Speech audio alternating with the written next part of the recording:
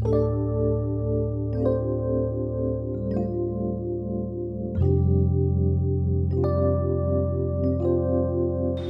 Episode में आपने देखा रज़ाक के पहुंचने पर हाजी साहब उसे बताते हैं निसार अब दूसरे मकान में रहेगा और नूर और बुक्ता भी उसके साथ रहेंगे। अपनी हर तकलीफ छुपाकर एक सपना सजाया था। रातों की नींदें और चैन देकर उसे डॉक्टर बनाया था। आज क्लिनिक के नाम पर मकान अलग हो गए, पड़ गई दिल में दरारें, ख्वाब बिखर गए। बूढ़े माँ बाप के साथ अब ये किस्से पुराने हो गए। हाजी रमजान परवेज के वालिद शादी जल्द से जल्द करवाना चाहते हैं। वही हाजी साहब अगली गर्मियों तक की मोहलत चाहते हैं। अगर शादी अगले साल होती तो उनके हालात और थोड़े बेहतर होते और वो धूमधाम से शादी कर पाते। अजीज़ी अपने बच्चे कुचे कुछ जेवरात देखकर हाजी साहब की मुश्किलों को थोड़ा आसान करने की कोशिश करती है। कादिर जब अब्बास से मिलता है तो वो उसे बताता है कि तीनों हाउस बोट्स में से 2 खाली पड़ी हैं और राजा साहब के 3-4 रोज में पहलगाम से लौटने पर तीसरा भी खाली हो जाएगा।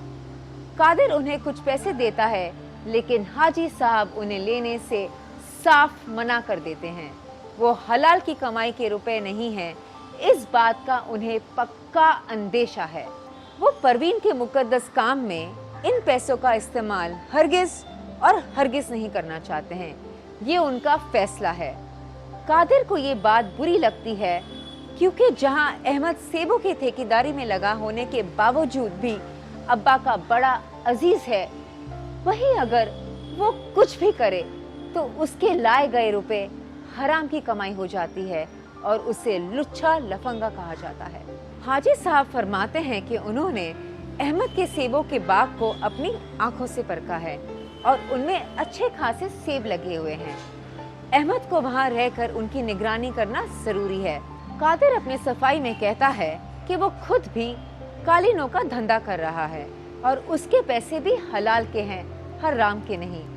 वो हाजी साहब को परवीन की शादी का वास्ता देता है, लेकिन हाजी साहब तस से मस नहीं होते हैं और उन रुपए को हाथ भी लगाने से मना कर देते हैं।